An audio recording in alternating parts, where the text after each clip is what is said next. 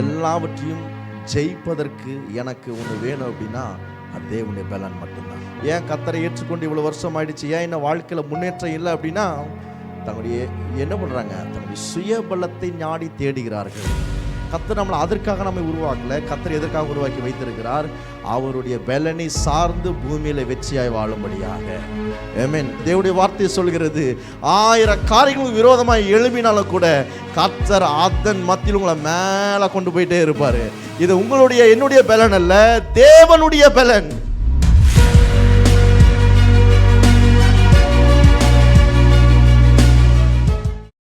இந்த நாளில் கூட புதிய பலன் என்ற தலைப்பின் கீழாக நம்ம தேவனுடைய வார்த்தையை நாம் பார்க்க போகிறோம். பாருங்கள், இந்த புதிய பலன் அப்படின்னா இதுக்கு ஒரு இன்ட்ரடக்ஷன் கொடுத்துறோம் பாருங்கள். அதுக்கு பின்பதாக நம்ம வசனத்தை வாசிக்கலாம். நமக்கு எல்லாருக்கும் பலன் அப்படின்னா நம்ம எல்லாருக்குமே தெரியும். நமக்கு சரீர ரீதியான ஒரு பலன் கொடுக்கப்பட்டிருக்கிறது, ஆவியானவருடைய பலன் ஒன்று இருக்குது இல்லைங்களா. நம்ம இந்த உலகத்தில் வேலை செய்கிறோம், அநேக காரியங்களை செய்கிறோம். நமக்கு பலன் இல்லை அப்படின்னா அநேக காரியத்தை நம்மளால் செய்ய முடியாது. ஆமாவா இல்லைங்களா? இன்றைக்கி எது செய்கிறதுனாலும் இன்றைக்கி என்ன தான் வேணும், நமக்கு ஒரு ஸ்ட்ரென்த் வேணும் இன்றைக்கி இல்லைங்களா. எந்த காரியத்தை எடுத்துக்கோங்க, ஒரு ஸ்ட்ரென்த் வேணும் நமக்கு இல்லைங்களா. அந்த காரியத்தை செய்யக்கூடிய ஒரு பலன் இருந்தால்தான் நம்ம காரியத்தை செய்ய முடியும் இல்லைங்களா. ஆனால் பாருங்கள், வேதம் நமக்கு தெளிவாக அதை இன்றைக்கி நான் எடுத்து காட்ட போகிறேன். இன்றைக்கி நான் அதை வேதம் தெளிவாக எப்படி அந்த பலத்தை குறித்து பேசுகிறது அப்படிங்கிறது அதை நான் உங்களுக்கு காண்பிக்கிறேன் இன்றைக்கி. பாருங்கள், இந்த புதிய பலன் அப்படின்னா நாம் இந்த பூமியில் வாழ்ந்து கொண்டிருக்கிறோம், அநேக சவால்களை சந்திக்கிறோம். சவால்கள் இல்லாத மனிதர்கள் யாராச்சும் இருக்கிறீங்களா? எல்லாருக்குமே ஏதோ ஒரு விதத்தில் ஒரு சவால் இருக்குது, ஏதாவது பிரச்சனை இருக்குது, ஏதாவது விதத்தில் ஒரு ஒரு ஒரு விதமான ஒரு பிரச்சனைக்குள்ளாக நம்ம கடந்து போயிட்டே இருக்கிறோம் பாருங்கள். ஆனால் அதுக்குன்னு கர்த்தர் அப்படியே விட்டுறல. கர்த்தர் எதுக்காக நம்ம இந்த பூமியில் வச்சுருக்கிறாரு, ஏன் நம்மளை இந்த பூமியில் நமக்கு வச்சு எல்லாவற்றையும் தேவன் ஏன் கொடுத்துருக்காரு அப்படின்னா அவருடைய பலனை சார்ந்து நாம் வாழும்படியாக. அல்லேலூயா. அவருடைய பலனை சார்ந்து வாழும்படியாக. பாருங்கள், நம்முடைய பலன் எடுத்துக்கிட்டிங்கன்னா இந்த சரீர பலன் இந்த உலகத்தின் வேலைகளுக்கு, உலகத்தின் காரியங்களுக்கு நம்ம பயன்படுத்தலாம். ஆனால் அதுலேயுமே சில காரியங்களை நம்மளால் செய்ய முடியாது இல்லைங்களா. ஆனால் தேவனுடைய பலன் எல்லாவற்றையும் தாண்டி நமக்கு ஒரு பெரிய காரியத்தை செய்யக்கூடியதாக இருக்கிறது. அல்லேலூயா. இந்த தேவனுடைய பலன் ரொம்ப வித்தியாசமான பலன் பாருங்கள். ஒரு சாதாரணமான மனுஷனை கூட ரொம்ப அசாதாரணமாக மாற்றிடும். எத்தனை பேர் விசுவாசிக்கிறீங்க? நீங்கள் ரொம்ப சாதாரணமாக இருக்கலாம். நீங்கள் ஒரு வேளை நினைக்கலாம், என் குடும்பத்தில் நான் வேலை செய்கிற இடத்துல நான் ரொம்ப சாதாரணமாக இருக்கிறேன் பிரதர் அப்படின்னு நினைக்கலாம். இல்லை, நீங்கள் சாதாரணமாக இல்லை, உங்களுக்குள்ளே இருக்கிறவர் உங்களை அசாதாரணமாக உருவாக்கி வைத்திருக்கிறார். நிறைய பேருக்கு பாருங்கள் விளங்குறது கிடையாது. நான் அப்படியே தன்னைத்தானே ரொம்ப மட்டுப்படுத்திக்கிறது. நான் ஒன்றும் இல்லை பிரதர், இப்படி பிரதர், அப்படி பிரதர். வேதம் அப்படியெல்லாம் சொல்லலை பாருங்கள். வேதம் நம்மை அவருடைய பலத்தினாலே நிரப்பி இந்த பூமியிலே நம்மை வாழ வைத்திருக்கிறார். ஆமென். அப்போ பாருங்கள், நம்முடைய பலவீனத்தின் நேரத்தில் அவருடைய பலன் நமக்கு வேண்டுமாக இருக்கிறது. அல்லேலூயா. சரி, இதை ஏன் கர்த்தர் இதை கொடுக்குறாருன்னா இதுக்குன்னு சில நோக்கங்கள் இருக்குது பாருங்கள், இந்த பர்பஸ் இருக்குது பாருங்கள். ஏன் கர்த்தர் இந்த பலனை கொடுக்குறாருன்னா சில நோக்கத்தை கர்த்தர் வைத்திருக்கிறார். ஏன் அப்படின்னா வேதம் சொல்லுது பாருங்கள், தேவனால் பிறந்தவர்கள் எவரும் உலகத்தை ஜெயிக்கிறலாம் இருக்கிறார்கள். அப்போது இந்த பூமியில் எல்லாமே இருக்குது, எல்லா சவால்கள், எல்லா பிரச்சனைகள் எல்லாமே இருக்குது. ஆனால் இது ஜெயிக்கணும் அப்படின்னா என்னுடைய பலத்தினால் முடியாது, இது தேவனுடைய பலத்தினால் முடியும். அல்லேலூயா. அப்போ உலகத்தை ஜெயிப்பதற்காக கர்த்தர் எனக்கு இந்த பலனை கொடுக்கிறவராக இருக்கிறாரு. ரெண்டாவது, நான் தேவனுக்கு இந்த பூமியிலே அவருக்கு ஏற்றபடி ஒரு சாட்சியுள்ள வாழ்க்கையை வாழும்படியாக. ஆமென். அப்போ அவருடைய நாமத்தை மகிமைப்படுத்தும்படியாக, இன்னும் உயர்த்தும்படியாக அவருடைய பலன் எனக்கு கொடுக்கப்படுகிறதாக இருக்கிறது. இன்னொன்று சொல்கிறாரு பாருங்கள், இது ரொம்ப முக்கியமான ஒரு காரியம். இதெல்லாம் தாண்டி எதுக்கு அப்படின்னா தேவ ராஜ்யத்தை கட்டும்படியாக. அல்லேலூயா. இது நீங்கள் பார்த்தா நீங்கள் சாதாரணமாக நினைக்கலாம், தேவராஜ்யம் தானே ஈஸியாக கட்டல. இல்லை, அது நிறைய சேலஞ்சஸ் வரும், நிறைய புயல்கள் எழும்பும், நிறைய சவால்கள் எழும்பும், நிறைய அப்போ தான் நிறைய கடல் கொந்தளிக்கும். அன்றைக்கி தான் உங்களை பார்த்து நிறைய பேர் நிறைய காரியங்களை பேசுவாங்க. ஆனால் இந்த ராஜ்யத்தை கட்டுவதற்கு நம்முடைய சுய பலத்தினாலோ, சுய அறிவினாலோ, சுய எண்ணத்தினாலோ, சுய காரியத்தினாலோ முடியாது. அது தேவனுடைய ஒரு பலத்தினால் மட்டும்தான் முடியும். அல்லேலூயா. எத்தனை பேர் நம்புறீங்க? அப்போது தேவனுடைய பலன் எனக்கு இன்றைக்கி வேணுமா இருக்குது எல்லாவற்றிலும், இல்லைங்களா? இன்னொரு காரியம் என்ன அப்படின்னா, எல்லா சோதனைகளையும் ஜெயிப்பதற்கு, எல்லா சோதனைகளையும் ஜெயிப்பதற்கு, வெற்றியாய் வாழ்வதற்கு எனக்கு பலன் தேவை. எனக்கு சோதனையே இல்லைங்க, கம்ப்ளீட்டடாக நான் ரொம்ப ஃப்ரீயாக இருக்கிறேன் அப்படின்னு யாராச்சும் இருக்கிறீங்களா? கம்ப்ளீட்டடாக 100%, 0.1% கூட எனக்கு எந்த சோதனை இல்லை, எந்த பிரச்சனையும் இல்லை, எந்த கவலை இல்லை, எந்த கண்ணீர் இல்லை. ஸ்கூல் படிக்கிற பசங்க கூட இன்றைக்கி ஒரு பிரச்சனை இருக்குது. என்ன பிரச்சனை? டெஸ்ட்டுக்கு ஹோம்ஒர்க் இருக்குது, இன்றைக்கி டெஸ்ட்டு வைப்பாங்க, ஆனுவல் எக்ஸாம் வருது, ஆஃப் இயர்லி எக்ஸாம் வருது, இல்லைங்களா? இந்த மாதிரி நிறைய இன்றைக்கி பாருங்கள், படிக்கிற பிள்ளைகள்லேருந்து இன்றைக்கி நிறைய இப்போ ஒரு சில காரியங்கள் எழும்புது, இல்லைங்களா? அப்போது எல்லா சோதனைகளையும் ஜெயிப்பதற்கு எனக்கு என்ன வேண்டியதாக இருக்குது? பலன் வேண்டுமாக இருக்கிறது. அப்போ பாருங்கள், நான் சொன்னது கொஞ்சம் காரியங்கள் தான், இன்னும் நிறைய இருக்குது, நிறைய காரியங்கள் சொல்லிகிட்டே போகலாம் பாருங்கள். ஆனால் எல்லாவற்றையும் ஜெயிப்பதற்கு எனக்கு ஒன்று வேணும் அப்படின்னா அது தேவனுடைய பலன் மட்டும்தான். அல்லேலூயா. அதனால தான் நம்முடைய சுயபலத்தை சார்ந்து நம்பிக்கக்கூடாது. இப்போ நிறைய பேர் ஏன் இன்றைக்கி வாழ்க்கையில் ஜெயிக்க முடியல, ஏன் வாழ்க்கையில் முன்னேற முடியல, ஏன் வாழ்க்கையில் இன்னும் சுகத்தை பார்க்க முடியல, ஏன் வாழ்க்கையில் வெற்றியை பார்க்க முடியல, ஏன் கர்த்தரை ஏற்றுக்கொண்டு இவ்வளோ வருஷம் ஆயிடுச்சு, ஏன் இன்னும் வாழ்க்கையில் முன்னேற்றம் இல்லை அப்படின்னா தங்களுடைய என்ன பண்ணுறாங்க? தங்களுடைய சுயபலத்தை நாடி தேடுகிறார்கள், இல்லைங்களா? சுயபலத்தை நாடி தேடுகிறதுனால என்ன உண்டாகுதுன்னா, வாழ்க்கையில் வெற்றியுள்ள வாழ்க்கையை வாழ முடியறதில்ல. கர்த்தர் நம்மளை அதற்காக நம்மை உருவாக்கலை. கர்த்தர் எதற்காக உருவாக்கி வைத்திருக்கிறார்? அவருடைய பலனை சார்ந்து பூமியில் வெற்றியாய் வாழும்படியாக. ஆமென். நம்ம வசனத்தை வாசிக்கலாம் பாருங்கள். ஏசாயா 40வது அதிகாரத்தை திருப்பிக் கொள்வோம். ஏசாயா 40வது அதிகாரம் 29 31 வசனங்களை வாசிக்கலாம். திருப்பிக் கொள்வோம். ஏசாயா 40வது அதிகாரம் 29 31 வசனம் வரைக்கும். சோர்ந்து போகிறவனுக்கு அவர் பலன் கொடுத்து, சத்துவம் இல்லாதவனுக்கு சத்துவத்தை பெருக பண்ணுகிறார். இளைஞர் இலைப்படைந்து சோர்ந்து போவார்கள், வாலிபரும் இடறி விழுவார்கள். கர்த்தருக்கு காத்திருக்கிறவர்களோ புது எல்லாம் சொல்லுங்க, புது பலன் அடைந்து. புது பலன் அடைந்து அப்படின்னா புதிய பலனை அடைகிறாங்களாம், இல்லைங்களா?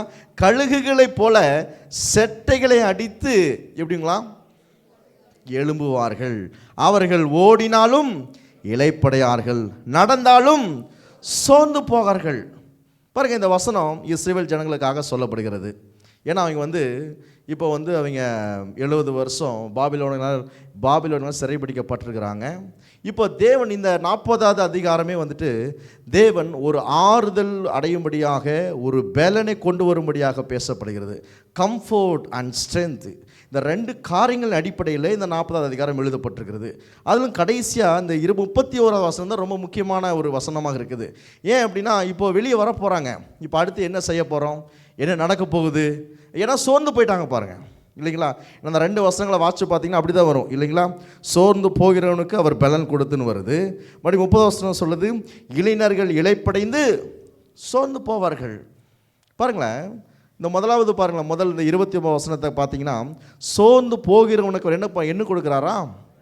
அப்போது இந்த பலனுக்கு ஆப்போசிட்டாக என்ன செயல்படுது? சோர்வு, இல்லைங்களா? சோர்வு இருக்கிற மனுஷனை பார்த்துருக்குறீங்களா? அவருடைய பேச்சு, அவருடைய நடவடிக்கை, அவருடைய காரியங்கள்லாம் பார்த்தாவே நமக்கு என்ன உண்டாக்குது? ஒரு அவிசுவாசத்தை ஏற்படுத்துகிறதாக இருக்கிறது, ஒரு அவநம்பிக்கை கொடுக்கறதாக இருக்கிறது. எந்த காரியத்திலும் ஒரு இன்ட்ரெஸ்டடாக எந்த காரியத்தையும் செய்ய மாட்டாங்க. அவங்கள பார்த்தாவே டோட்டலாக டிஃப்ரெண்ட்டாக இருப்பாங்க பாருங்கள். எப்போவுமே நடக்காது பிதர், ஆகாது பிதர், சோர்வாக இருக்கிற மனுஷன்ற சேர்ந்தீங்க அப்படின்னா என்ன உண்டாங்கன்னா நமக்கு சோர்வு தான் வரும் ஆட்டோமேட்டிக்காக. நீங்கள் போய் தேட தேவையில்லை, ஆட்டோமேட்டிக்காக அது என்ன ஆகும், நமக்கு உண்டாக ஆரம்பிக்கிறது. ஏன் அப்படின்னா உலகத்தில் எல்லா விதமான காரியங்கள் இருக்கிறது. அப்போ பாருங்கள், அதெல்லாம் சொல்கிறாரு. அப்போ கர்த்தர் சோர்ந்து போகிறவனுக்கு என்ன கொடுக்குறாரா? பலன் கொடுக்குறார். சத்துவம் இல்லாதவனுக்கு அப்படின்னா வல்லமை என்ன பண்ணுறாரா? பெருக பண்ணுகிற தேவனாக இருக்கிறார். ஆமென். தேவன் அப்படியே என்ன சாதாரணமாக விட்டுறது கிடையாது. சோர்ந்து போயிட்டாங்க அப்படின்னு விட்டுறது கிடையாது. தேவன் என்ன பண்ணுறாரா? அந்த சோர்ந்து போன மனிதனை தூக்கி எடுக்கிறார் கர்த்தர். அல்லேலூயா. சோர்ந்து போன மனிதனை கர்த்தர் தூக்கி என்ன பண்ணுறாரா? ஒரு பலனை கொடுக்கிறார், ஒரு ஜீவனை கொடுக்கிறார், ஒரு ஆரோக்கியத்தை கொடுக்கிறார். ஏன்? அந்த மனுஷனை கர்த்தர் நல்லா வாழ வைக்கும்படியாக விரும்புகிறார்.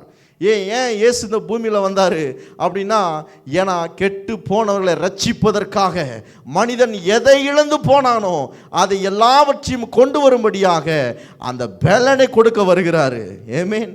ஒரு இரட்சகராக இந்த பூமிக்கு வர்றாரு. அதான் வேதம் சொல்லுது பாருங்க, வாழ்க்கையில் எந்த இடத்துல சோர்ந்து போயிருந்தாலும் அவர் பலனை கொடுக்கிற தேவனாக இருக்கிறார். அல்லேலூயா.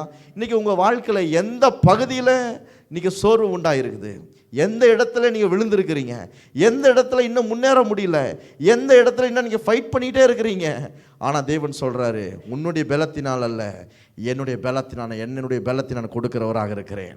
ஆமென். என்னுடைய பலத்தை கொடுத்துற என்ன பண்ணுறேன், நான் மேலே கொண்டு வருகிற தேவனாக இருக்கிறேன்னு சொல்கிறாரு. அடுத்து சொல்கிறாரு பாருங்களேன், 30வது வசனத்தில், இளைஞர்கள் இளைப்படைந்து. நீங்கள் பாருங்கள், இன்றைக்கி வாலிபர்களை எடுத்துட்டிங்கன்னா அவங்க நடக்காத ஒரு காரியத்தை யோசிச்சுக்கிட்டே இருக்கிறாங்க. நடக்கலை அப்படின்னா என்ன உண்டாகுது அவங்களுக்கு? அது சின்ன விஷயமாக தான் இருக்கும். என்ன உண்டாகுது? சோர்வு உண்டாயிடுது, ஒரு தளர்வு உண்டாயிடுது இல்லைங்களா? அன்றைக்கே பாருங்கள், கரெக்டாக எழுதி வச்சிருக்காரு அவர். இளைஞர் இளைப்படைந்து சோர்ந்து போவார்கள், வாலிபரும் இடறி விழுவார்கள். அப்போது இந்த இடறி விழுவார்கள் அப்படின்னா, அப்போது இவர்களை தூக்குவதற்கு ஏதோ ஒரு காரியம் தேவைப்படுகிறது, இவர்களை மேலே கொண்டு வரதுக்கு ஏதோ ஒரு காரியம் தேவைப்படுகிறது. இந்த இஸ்ரவேல் ஜனங்களை திரும்பியுமாக அவர் சீரமைக்கணும் அப்படின்னா ஏதோ ஒரு காரியம் அங்கே அவசியமாக இருக்குது. எப்படி சீரமைக்கிறதுன்னு சொல்லி தான் அடுத்த வசனத்தில் அந்த பதில் வச்சுட்டார். 31 வசனத்தில் என்ன அப்படின்னா, கர்த்தருக்கு காத்திருக்கிறவர்களோ என்ன அடைவாங்களாம்? புது பலன் அடைந்து. ஹல்லேலூயா. இப்போ பாருங்க, இந்த புது பலனை கர்த்தர் அடைய செய்கிறார். எப்பவுமே ஒரு வசனத்தை வாசிக்கும் போது பாருங்கள், நான் நிறைய நேரத்தில் என்னை பார்த்து நான் இப்படி தான் எப்போவுமே இப்போ என்னுடைய பிரசங்கங்களில் மேக்ஸிமம் எப்படின்னா, நிறைய பேர் சொல்லுவாங்க, எப்படி இவ்வளோ வைராக்கியமாக. இப்போ என்னென்னா, ஏன்னா நான் வசனத்தை ரொம்ப ஆழமாக நம்புகிறேன், வசனத்தின் மீது ரொம்ப பற்றுதலாக இருக்கிறேன். ஏன்னா ஒரு வசனம் மனிதனுடைய வாழ்க்கையை மாற்றக்கூடியதாக இருக்கிறது, அவருடைய வாழ்க்கையுடைய தரத்தையே உயர்த்தக்கூடியதாக இருக்கிறது. அல்லேலூயா. பாருங்கள், ஆரம்ப நாட்களில் நான் ஸ்கூல் படிக்கும் போதெல்லாம் என்னுடைய தகப்பனாரோடு இந்த கிராம ஊழியங்களுக்கு போவேன். இந்த ஸ்கூல் படிக்கும்போது 9th ஸ்டாண்டர்ட் 8th ஸ்டாண்டர்டில் படிக்கும்போது சில நேரத்தில் அவர் கூப்பிடுவார், சில நேரத்தில் நானே வாலண்டியராக போவேன். அந்த கிராமத்துக்கு போகும்போது அந்த கிராமத்திற்கு ஜனங்களை பார்ப்போம் பாருங்கள், ரொம்ப ஒடுக்கப்பட்டு தள்ளப்பட்டு, ரொம்ப அவருடைய முகத்தையே பார்த்திங்கன்னா ஒரு நம்பிக்கை இல்லாத ஒரு சூழ்நிலை, ஒரு கஷ்டமான ஒரு சூழ்நிலையில் அப்படிப்பட்டு வாழ்ந்த நிறைய பேரை நான் பார்த்துருக்குறேன் பாருங்கள் அந்த நாட்களில். அப்போது நான் யோசிப்பேன், இவர்களுக்கு எந்த விதமான வார்த்தைகளை கொடுத்தா இவர்கள் மேலே வருவாங்க, என்ன கொடுத்தா மேலே வருவாங்க? பொருள் கொடுக்கலாம், கரெக்டு தான், பொருள் கொடுத்து உதவி செய்யலாம். ஆனால் அதை எல்லாவற்றையும் விட அவர்கள் மனதை பலப்படுத்த வேண்டியதாக இருக்கிறது. அவள் ஆவிக்கு ஒரு பலன் வேண்டுமாக இருக்குது.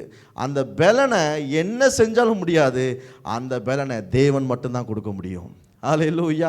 வேதம் சொல்லுது பாருங்க, அன்றைக்கி அவர் அப்பா பிரசங்கம் பண்ணும்போது நான் நிறைய பார்த்துருக்குறேன் பாருங்கள், நிறைய அந்த ஜனங்கள் பார்த்துருக்குறேன், நிறைய பேருடைய வாழ்க்கை மாற்றப்பட்டதை நான் பார்த்துருக்குறேன், கண்கூட கூட இருந்து பார்த்துருக்குறேன். அன்றைக்கி நான் நல்லா தெரிஞ்சுக்கிட்டேன், இந்த தேவன் மட்டும்தான் நம்முடைய வாழ்க்கையில் ஒரு காரியத்தை செய்ய முடியும், இந்த தேவன் மட்டும்தான் நம்முடைய வாழ்க்கையில் ஒரு புதிய துவக்கத்தை கொடுக்க முடியும். எத்தனை பேர் விசுவாசிக்கிறீங்க? புது பலன் அடைந்து எப்படிங்களா? கழுகுகளைப் போல செட்டைகளை அடித்து எழும்புவார்கள். அது என்னங்க அடித்து எழும்புவார்கள்? அப்படியே கழுகுகளை போல செட்டைகளை எழுப்புவார்கள் போட்டுக்கலாம். ஏன் கழுகுகளை போல செட்டைகளை அடித்து எழும்புவார்கள்? சரி, இந்த இடத்துல பாருங்களேன், இந்த கழுகுங்கன்னு வந்ததுனால ஒரு சில காரியங்களை அதை குறித்து நான் சொல்ல விரும்புகிறேன் பாருங்கள். நீங்கள் கேட்டிருக்கலாம், அதை பற்றி நீங்கள் கேட்டிருக்கலாம் கூட. ஆனால் அது குறித்து ஒரு 5 காரியங்களை மாத்திரம் நான் சொல்கிறேன். நான் சீக்கிரமாக வேகமாக சொல்லி அடுத்த காரியத்தை நான் போக விரும்புகிறேன். முதல்ல பாருங்கள், இந்த கழுகு அப்படிங்கிறது தனித்து பறக்கக்கூடியது. எத்தனை பேருக்கு தெரியும்? கழுகை பார்த்துருக்கீங்க எல்லாரும் இல்லைங்களா? ஃப்ளை அலோன் இல்லைங்களா? இது தனித்து பறக்கக்கூடியதாக இருக்குது. எல்லாத்தோட சேர்ந்து பறக்காது, அது ரொம்ப உயரமாக பறக்கும் இல்லைங்களா? ஏன்? அதுக்கு ஒரு நம்பிக்கை இருக்குது. அந்த கழுகு என்ன இருக்குதுங்களா? ஒரு நம்பிக்கை இருக்குது. ஏன்னா சில இடத்துல பார்த்திங்கன்னா அதை பிரின்ஸ் அப்படின்னு சொல்லப்படுது. வானத்துடைய பிரின்ஸே இதுதான், கழுகுன்னு சொல்லப்படுதான் சில இடங்கள்லாம். ஏன்னா அது தனியாக பறக்கக்கூடியது. அப்போது அது ரொம்ப என்ன சொல்ல வராங்கன்னா, அது ரொம்ப யூனிக்காக இருக்குதான், ரொம்ப தனித்தன்மை வாய்ந்ததாக இருக்குதான். இல்லைங்களா? நீங்கள் சங்கீதங்கள்லாம் கூட வாட்சி பார்த்தீங்கன்னா அதை குறித்து எழுதியிருக்கிறாரு. நீங்கள் இன்னும் யாத்ராமத்தில் வாட்சி பார்த்தீங்கன்னா ஆண்டவர் அங்கே பேசுவார் சில இடங்கள்லாம். பாருங்கள், இதை தனித்து பிறக்கக்கூடியதாக இருக்கிறது, ரொம்ப யூனிக்கான பர்சனாக இது. அப்போது என்ன சொல்ல வர்றாருன்னா, இதிலிருந்து கர்த்தர் நம்மையும் அப்படி தான் உருவாக்கி வைத்திருக்கிறார். இல்லைங்களா? பாஸ்டர் ஆராதனையார் சொன்ன மாதிரி காக்கை குஞ்சுகள்லாம் என்ன பண்ணுதான், குருவிகள்லாம் அதுக்கு எது யோசிக்கிறதே கிடையாது, சாப்பாட்டுக்கு யோசிச்சதே கிடையாது. ஏன்? அதுக்கு தெரியுது நிச்சயமாக கர்த்தர் போஷிப்பாருன்னு தெரியுது. இல்லைங்களா? அப்போ நிச்சயமாக போஷிக்கிறான்னு தெரியுது. அப்போ என்னென்னா, அப்போ தேவன் நம்மை ஒரு தனித்தன்மை வாய்ந்தவனாக உருவாக்கி வைத்திருக்கிறார். எத்தனை பேர் விசுவாசிக்கிறீங்க? தேவன் என்ன ஒரு யூனிக் பர்சனாக உருவாக்கி இருக்கிறாருங்க. எனக்குள்ளாக எல்லா ஆற்றலையும் கொடுத்து எல்லா பலத்தையும் கொடுத்து தேவன் என்னை உருவாக்கின விதமே ஒரு விசேஷமாக இருக்கிறது. நிறைய பேர் பாருங்களேன், ஒரு எக்ஸாம்பிள் சொல்கிறேன் பாருங்களேன். நீங்கள் போயிட்டு ஒரு இப்போ நான் சொன்னேன் இல்லைங்களா, அந்த சோர்ந்து போகிற ஆட்களோட பேசிகிட்டே இருங்க பார்க்கலாம், என்ன உண்டாகும்? என்ன உண்டாகுங்க? மற்றவெல்லாம் பதில் சொல்ல மாட்டேறீங்க. என்ன உண்டாகுங்க? சோர்ந்துக்கிற ஆள்கிட்ட போயிட்டு பேசிகிட்டே இருக்கிறீங்க, என்ன உண்டாகுது? சில பேர்த்த பார்த்துருக்குங்களா, டீ கடைக்கு போவாங்க, காலையில் உட்காந்து பேசுனானா பேசுவாங்க அப்படியே இந்தியாவே மாற்றிடுற மாதிரி பேசிகிட்டு இருப்பாங்க. இல்லைங்களா? அவங்க நீங்கள் கொஞ்ச நேரம் போய் பேசி பாருங்களேன், அவங்ககிட்ட கொஞ்சம் உட்காந்து பேசி பாருங்கள், என்ன நடக்குன்னு நினைக்கிறீங்க? நீங்கள் 2-3 நாள் போகட்டும், நம்ம வார்த்தை என்னவா இருக்கும், இப்போது அந்த வார்த்தை மாதிரி வந்துடும். அதனால தான் என்ன பண்ணுதான், நீ அவங்கள போல இருக்காதுன்னு கர்த்தர் சொல்கிறாரு. ஏன் இந்த இடத்துல அந்த வார்த்தை மென்ஷன் பண்ணியிருக்காருன்னா, இந்த கழுகு தனித்து பறக்கக்கூடியதாக இருக்குது. இல்லைங்களா? அப்போ அதே போல தான் நீயும் தனித்தவனாக இந்த பூமியில் வாழும். அப்படி கர்த்தர்னா என்னன்னா, அப்படியே தனித்து வாழுன்னு அழைக்கல. இல்லை, நான் உன்னை தனிமையாக, நீ என்னிடத்துல வா, நான் உன்னை எப்படி டாப்பில் கொண்டு போகிறேன்னு பாருன்னு கர்த்தர் சொல்கிறாரு. என் பலனை கொடுத்து நான் எப்படி உன்னை உயரத்தில் கொண்டு போகிறேன்னு கர்த்தர் காண்பிக்க விரும்புகிறாரு. அதனால தான் என்ன பண்ணுமா, அது உயர பறக்கக்கூடியதாக இருக்கிறது, தனித்து பறக்கக்கூடியதாக இருக்குதா. ரெண்டாவது, அதனுடைய கண்கள், அந்த விஷன் இல்லைங்களா, ரொம்ப ஷார்ப்பாக இருக்குமா. இல்லைங்க, கிட்டத்தட்ட இப்படி சொல்கிறாங்க, அதோடைய இறை 5 கிலோமீட்டருக்கு முன்னாடியே அது பார்க்குமா. அந்தளவுக்கு ரொம்ப ஷார்ப்பான கண்களாம் கழுகுக்கு. யோசிச்சு பாருங்க பார்க்கலாம். அப்போது நம்முடைய வாழ்க்கையில் நமக்குன்னு கர்த்தர் ஒரு அச்சீவ்மெண்ட்டை வச்சுருக்கிறாரு, ஒரு நோக்கத்தை கர்த்தர் வச்சுருக்க, ஒரு பர்பஸை வச்சுருக்கிறாரு. அப்படியே கர்த்தரை எல்லாத்தையும் அப்படியே உருவாக்கிடல, கர்த்தரை எல்லாத்துக்கும் ஒரு நோக்கத்தை கொடுத்து உருவாக்கி இருக்கிறார். அப்போது நம்ம கண்கள் எப்பொழுதுமே அதையே நோக்கி கொண்டிருக்கணும். உலகத்தையே பார்த்துட்டு, உலகத்தையே பேசிட்டு, உலகத்துக்கு காரியங்களே பார்த்துட்டு இருந்தால் எப்படி இருக்குங்க இப்போ நம்ம வாழ்க்கை? யோசிச்சு பாருங்கள், எப்படி இருக்குங்க? சோர்ந்து போய் தளர்ந்து போய் தான் இருப்போம். நீ ஒரு வேளை இப்படி கேட்கலாம், நான் கர்த்தருடைய வார்த்தையை படிக்கிறேன் பதர், 30 வருஷமா 40 வருஷமா ஆலயத்துக்கு போகிறேன் பதர், அப்படியே தான் இருக்கு. அப்படியே இருக்குன்னா உங்கள் பார்வை என்ன உண்டாகலை, மாறலை. போகிறோம் வர்றோம், கேட்குறோமா, கேட்டது மேலே கண்களை வைக்கிறோமா? இல்லைங்களா? அதனால தான் கர்த்தர் யோசுவாவுக்கு சொல்லி தர்றாரு, இரவும் பகலும் என்ன பண்ணு, இதையே தியானித்து கொண்டிருப்பாயாக, உன் கண்கள் அதை விட்டு பிரியாதிருப்பதாக. கண்கள் எதனை மேலே இருக்கணும்? தேவன் என்ன சொல்லியிருக்கிறாரு அதிலே உன் கண்கள் இருக்கணும்னு சொல்கிறார். இது இப்போ இந்த கழுகு பாருங்க, அதனுடைய கண்கள் ரொம்ப ஷார்ப்பானது. அதனுடைய இறையை 5 கிலோமீட்டர்லேருந்தே தொலைவிலேருந்தே அறிந்து கொள்ள முடியும். யோசிச்சு பாருங்க பார்க்கலாம். அப்போ தேவன் அதே மாதிரி தான் அதை விட மேலே கர்த்தரை உருவாக்கி வைத்திருக்கிறார். இதை குறித்து படிக்கும்போது நான் ரொம்ப ஆச்சரியப்பட்டேன். என்ன அப்படின்னா, ஒரு கழுகுக்கை இவ்வளோ செய்யறாரு அப்படின்னா எனக்கு கர்த்தர் எவ்வளோ செய்வார். அல்லேலூயா. எத்தனை பேசுவோம், ஒரு கழுகுக்கே கர்த்தர் இவ்வளோ செய்கிறாரு அப்படின்னா எனக்கு கர்த்தர் எவ்வளோ செய்ய முடியுங்க. இல்லைங்களா? அது பாருங்க, அதோடைய தன்மையே வேற மாதிரி இருக்குது. இல்லைங்களா? 3வது காரியம் சொல்கிறது பாருங்க, அது எவ்வளவு காற்று புயல் அடித்தாலும் என்ன பண்ணுதான், மற்ற பறவைகள்லாம் என்ன பண்ணுது, ஓடி போய் தன்னை பாதுகாத்து கொள்ளுது. இது எவ்வளவு காற்று அடித்தாலும், எவ்வளோ மழை அடித்தாலும், எவ்வளோ புயல் அடித்தாலும் என்ன பண்ணாது, போய் அடைக்கலமாக உட்காராது, மேலே எழும்பி போயிட்டே இருக்கும் அந்த கழுகு. எத்தனை பேர் சுவாசிக்கிறீங்க? நான் சொல்கிறேன், இந்த காலை நேரத்தில் உங்கள் வாழ்க்கையில் எவ்வளோ காற்று, எவ்வளோ புயல், எவ்வளோ வெள்ளங்கள் வரலாம். இல்லை ஒருவேளை மனுஷர்கள் உங்களுக்கு விரோதமாக 1000 காரியங்கள் சொல்லியிருக்கலாம். ஆனால் நான் சொல்கிறேன், இந்த காலை நேரத்தை தேவனுடைய வார்த்தையை சொல்கிறது, 1000 காரியங்களுக்கு விரோதமாக எழும்பினாலும் கூட கர்த்தர் அதன் மத்தியில் உங்களை மேலே கொண்டு போயிட்டே இருப்பார். இது உங்களுடைய என்னுடைய பலன் அல்ல, தேவனுடைய பலன். ஹல்லேலூயா. அப்போது நம்ம ஆராதிக்கிற தேவனை குறித்து சரியான ஒரு பார்வை இருக்கணும், அதை குறித்ததான ஒரு வாஞ்சை இருக்கணும். பாருங்க, இது பாருங்க, எவ்வளவு காற்று புயல் அடித்தா என்ன உண்டாகுது, இதை அப்படியே சோர்ந்து போய் ஐயோ காற்று அடிச்சிருச்சு நாளைக்கு பறந்துக்கலாம் அப்படியெல்லாம் கிடையாதான். காற்று புயல் அடித்தா அதன் மத்தியிலும் போகுமா அது? யோசிச்சு பாருங்க பார்க்கலாம். அதே மாதிரி தான் கர்த்தர் உங்கள் வாழ்க்கை எவ்வளவோ புயல்கள் வந்தாலும் கர்த்தர் என்ன பண்ணுறாரு, அதுக்கெல்லாம் ஒரு பேலனை கொடுத்து அவர் பேலனாக இருந்து உங்களை திருப்பி மேலே ரெஸ்டோர் பண்ணுறாரு கர்த்தர். அல்லேலூயா. பாருங்கள், அடுத்த காரியம் வந்துட்டு இதுக்குன்னு சில நாட்கள் இருக்குது தான் பாருங்கள். அது ஆன உடனே என்ன ஆகுமா, அந்த வயதான உடனே இது போய் ஒரு இடத்துல தனிமையாக உட்காந்துருமா. தனிமையாக உட்காந்துட்டு என்ன பண்ணுதான், அதோடைய நகங்களை கீறிக்குது, அதோடைய அந்த முன்னாடி இருக்குது பார்த்தீங்களா கூர்மையாக அதை உடச்சிக்கிறது, ரெக்கைகளை பிச்சுக்கிறது, இந்த மாதிரி காரியங்களை பண்ணுமா. அப்போது திருட சொல்கிறாங்க 150 நாட்கள் வெயிட் பண்ணிகிட்டு இருக்குமா. எவ்வளோ நாளுங்க? 150 நாட்கள் வெயிட் பண்ணுன்னு சொல்கிறாங்க. எதுக்கு வெயிட் பண்ணுறாங்கன்னா, அந்த க்ரோத் ஆகிறதுக்கு, திரும்பியும் அந்த ரெக்கைகள் முளைக்கிறதுக்கு, திரும்பியும் வளர்வதற்கு அது வெயிட் பண்ணுதான். வெயிட் பண்ண உடனே இப்போது என்ன இதுலேருந்து என்ன சொல்ல வர்றாருன்னா, முன்னாடி எப்படி இருந்துச்சோ அந்த பலன் கிடையாது, அதை விட பல மடங்கு பலன் இப்போ வருமா ஆரம்பிக்குமா. பல மடங்கு இப்போ அதை விட உயரத்தில் மேலே பறக்க ஆரம்பிச்சிருமா. யோசிச்சு பாருங்க. அப்போ கர்த்தருக்கு காத்திருக்கிறவர்கள் வெறும் சாதாரணமான பலன் கிடையாது, ஒரு அபார சக்தியை கர்த்தர் கொடுத்த மேலே கொண்டு வர்றாரு. அல்லேலூயா. அதனால தான் சொல்கிறாரு, கர்த்தர் நீ என்ன நோக்கி பாருன்னு கர்த்தர் சொல்கிறாரு. ஏன் அவரை நோக்கி பார்க்க வேண்டியது ரொம்ப அவசியமாக இருக்குது. அவரை நோக்கி பார்க்க அந்த கர்த்தர் என்ன பண்ணுறாரு, என்னை அப்படியே நார்மலாக மற்ற மனிதர்கள் மாதிரி வைக்கல, கர்த்தர் என்னை என்ன பண்ணுறாரு, உயர பறக்க வைக்கிறாரு. ஹல்லேலூயா. இங்கே சொல்கிறாரு பாருங்க, செட்டைகளை அடித்து எழும்புவார்கள். அப்படின்னா இப்போ என்ன பண்ணுதான், செட்டைகளை அடிக்க உயிர போயிட்டே இருக்குமா அந்த கழுகு. அதே போல் தான் நீங்கள் கர்த்தருக்கு காத்திருக்க கர்த்தர் என்ன பண்ணுறாரு, உங்கள் வாழ்க்கையை ஷைன் பண்ணிக்கிட்டே வராரு. எதெல்லாம் தேவையில்லையோ அதெல்லாம் விலக்கி கர்த்தர் என்ன பண்ணுறாரு, உங்களை மேலே உயர பறக்க வைக்கிறாரு. ஹல்லேலூயா. அதனால தான் மனுஷங்க சொல்கிறத எப்போவுமே நம்ம என்ன பண்ணக்கூடாது, அதை கேட்டு உள்வாங்கக்கூடாது, இல்லைங்களா. சில நேரம் உங்கள் மனது பேசும், சில நேரத்தில் உங்கள் மாமிசமே பேசும். எத்தனை பேருக்கு தெரியும் மாமிசம் பேசும் அப்படின்னு?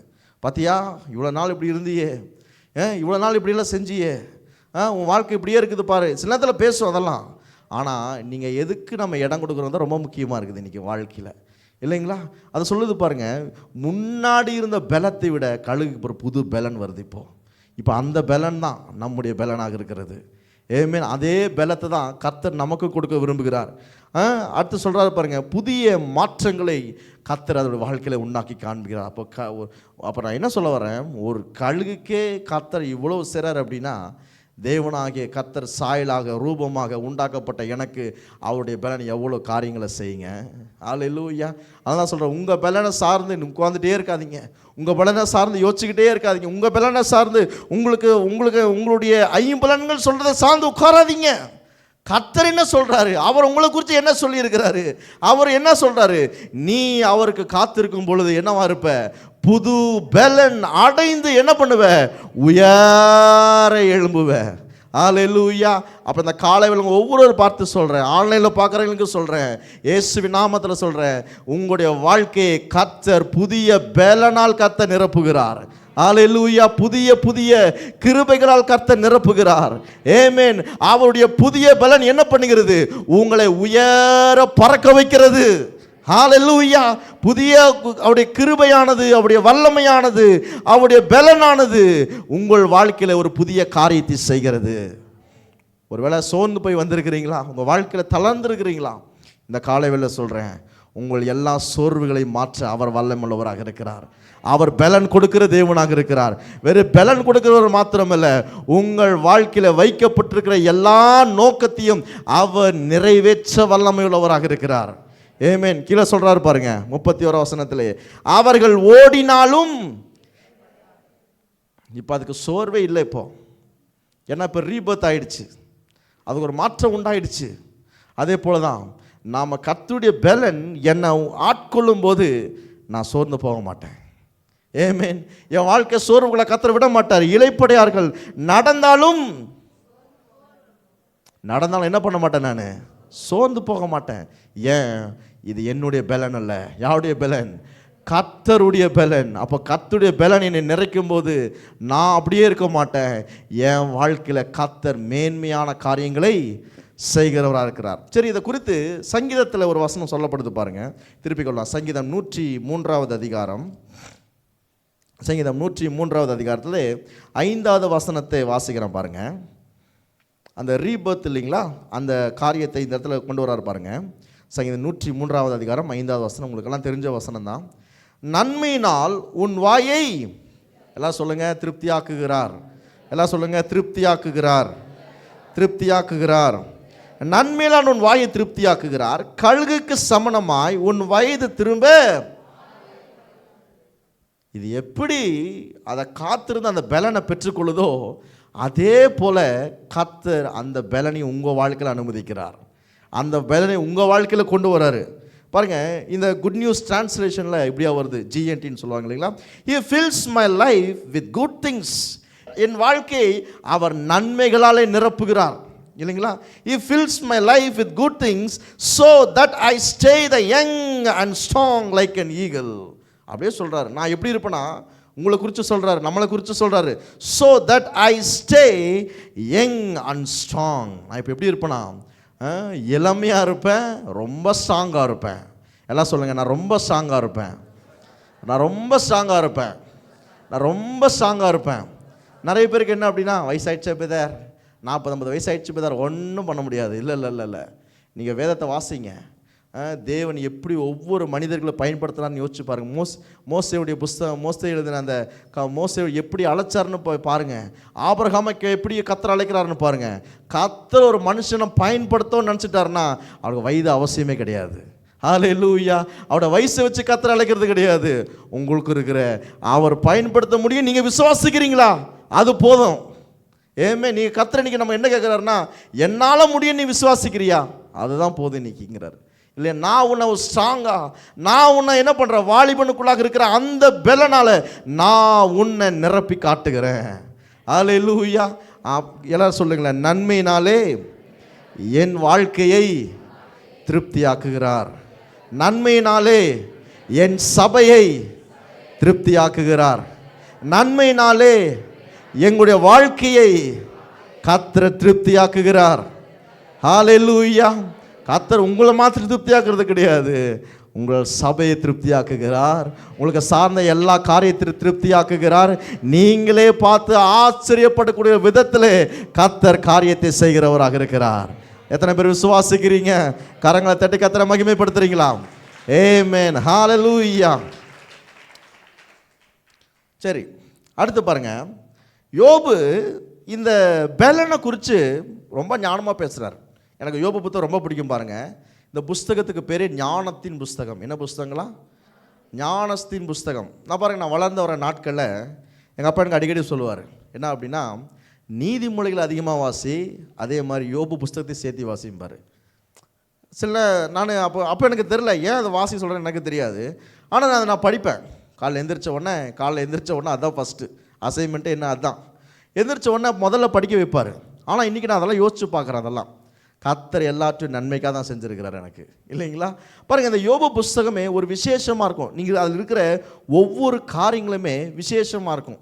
அது நிறைய பேர் புரிஞ்சுக்கொள்கிறாங்க. இன்றைக்கி நான் அந்த நாட்களில் பார்க்குற நிறைய பேர் தவறான காரியங்களை புரிஞ்சுக்கொள்கிறாங்க. இல்லை, கர்த்தர் தான் எல்லாம் செய்கிறாரு, கர்த்தர் தான் அனுமதிச்சார். இல்லை, நீங்கள் நல்லா தெளிவாக வாசிக்கணும். அதை வாசிக்கும் போது தான் அது விளங்க ஆரம்பிக்கும், இல்லைங்களா? அதிலிருந்து யோபுக்கு தேவன் வெளிப்படுத்தின அந்த அந்த ஒரு பலனை குறித்து காண்பிக்கிறோம் பாருங்கள். யோபு 12வது அதிகாரம் 13லேருந்து 16 வசனங்களை இதில் நிறைய காரியங்கள் எடுத்து பிரசங்கிக்கலாம். இதில் நிறைய இருக்குது, அவ்வளோ காரியங்கள் இருக்குது. ஆனால் இன்றைக்கி இந்த 12ஆம் அதிகாரத்தை நீங்கள் தியானிக்கலாம் பாருங்கள். 13லேருந்து 16 வசனங்களை எல்லாம் திருப்பிக்கொள்ளுங்க. யோபு 12 எல்லாம் சொல்லுங்கள். அவரிடத்தில் ஞானமும் வல்லமையும் எத்தனை அதிகமாக இருக்கும். எத்தனை அதிகமாக இருக்குங்க? Question mark. அங்கே கொஸ்டின் மார்க்கா இல்லைங்களா? எல்லார் பைபிளும் கொஸ்டின் மார்க் இருக்குதா? ஏன் சொல்கிறார், அவரிடத்தில் ஞானமும் வல்லமையும் எத்தனை அதிகமாக இருக்கும். சொல்லவே முடியல அவர்னால, அவ்வளோ அதிகமாக இருக்குதான். நான் நினைக்கிறோம், ஆண்டவரே கொஞ்சமாக கொடுத்தா போதும் ஆண்டவரே. இல்லை, என் பலன் உனக்கு என்ன தெரியல, என் பலன் என்ன உனக்கு தெரில, என்ன உனக்கு நான் யாருன்னு உனக்கு தெரில. என்ன சொல்கிறாரு பாருங்க, எத்தனை அதிகமாக இருக்கும். அவருக்குத்தான் ஆலோசனையும், அவர்கிட்ட தான் எல்லாமே இருக்குதான், அவர்கிட்ட தான் எல்லாமே இருக்குது. நீங்கள் பாருங்கள், மனுஷன் இன்னைக்கு நிறைய புஸ்தகங்களை படிக்கணும்னு ஆசைப்பட்றான். நல்ல விஷயம், புஸ்தகங்களை படித்து ஜென்ரல் நாலேஜ் வளர்த்துக்கிறது நல்ல விஷயந்தான். அது தவறு கிடையாது. சோஷியல் மீடியாவை பார்த்து நல்ல விஷயங்களை வளர்த்திக்க தப்பு கிடையாது. ஆனால் நம்மை சிருஷ்டித்தவர் நம்மை குறித்து ஒரு காரியத்தை சொல்கிறாரு. எங்கிட்டதான் எல்லாமே இருக்குது, நான் தான் உன்னை உருவாக்கினேன். அதை இன்றைக்கி மனுஷன் மறந்துட்டான் பாருங்கள். இன்றைக்கி மனுஷன் இன்றைக்கி எதையோ நாடி தேடுறதுனால தான் வாழ்க்கையில் இன்றைக்கி என்ன பண்ண பலன் இல்லாமல் இருக்கிறான் இன்றைக்கி. அதனால தான் சொல்கிறாரு, அவரிடத்தில் ஞானமும் வல்லமையும் எத்தனை அதிகமாக இருக்கும், அவருக்கு தான் ஆலோசனையும் புத்தியும் உண்டு. சில பேர்த்த பார்த்துருக்கிறீங்களா? சில பேர் பார்க்கறதுக்கு நிறைய பேர் பலன் நினச்சா என்ன நினச்சிக்கிறாங்க அப்படின்னா, இப்படி சொல்கிறேன் பாருங்கள், அப்படியே ஜிம்முக்கெல்லாம் போய் அப்படியே மசிலெல்லாம் டைட் பண்ணி அப்படியே ஒரு இதை வச்சு தான் பலன் நினைக்கிறாங்க. அது ஒரு சரீர பலன், அவ்வளோதான் இல்லைங்களா? ஆனால் ஆவிக்குரிய பலன் ரொம்ப முக்கியம் பாருங்கள். இந்த இடத்துல ஞானம்னு வருது பாருங்கள். என்ன ஞானம்? சில பேர் பாருங்கள், சில பேர்கிட்ட நீங்கள் பேசும்போது ஒரு ஞானமாக பேசுவாங்க. கேள்வி பார்த்துருக்குறீங்களா? ரொம்ப ரொம்ப ஞானமாக பேசி ஜெயிப்பாங்க. அவங்ககிட்ட சரீர ரீதியான ஒரு பலன் இல்லை, பார்க்குறக்கு சரீர ஆள் பார்க்க தான் அப்படியே ரொம்ப சிம்பிளாக இருக்கிற மாதிரி இருக்கும். ஆனால் அவங்ககிட்ட பேச்சு கொடுத்தீங்கன்னா வைங்களேன், பயங்கரமாக இருக்கும். அப்படியே நீங்கள் கேட்கலாம், இன்னும் இவரா இப்படி பேசுகிறாரு, இவரா இப்படியெல்லாம் பேசுகிறாரு. பேசுகிற ஒவ்வொரு வார்த்தைகளுமே ரொம்ப ஞானமாக இருக்கும் பாருங்கள். ஏன் கர்த்தர் நீங்கள் ஞானத்தை கொடுக்குறாரு தெரியுமா? அது ஒரு பலன் தான் உங்கள் வாழ்க்கையில். இந்த ஞானத்தை நீங்கள் எந்த அளவுக்கு வாஞ்சிக்கிறீங்களோ அந்த அளவுக்கு உங்கள் வாழ்க்கையில் ஆவிக்குரிய பலன் பெருகி கொண்டே இருக்கும். அல்லேலூயா! ஆவிக்குரிய பலன் பெருகி கொண்டே இருக்கும். ஏன்னா வசனம் சொல்லுது, கர்த்தர் ஞானத்தை, நீதிமொழிகள் என்ன சொல்கிறாருங்க, ஞானத்தை தருகிறாரா இல்லையா? தருகிறாரா இல்லைங்களா? தருவார் கிடையாதுங்க, ஞானத்தை தருகிறார். அல்லேலூயா! எல்லாம் சொல்லுங்க, கர்த்தர் ஞானத்தை தருகிறார். யாக்கோபுல வாட்சி பாருங்க, அவரிடத்தில் கேட்கிறவன் எப்படி கேட்கணுமா? சந்தேகப்படாமல் கேட்கணும்னு சொல்கிறாரு.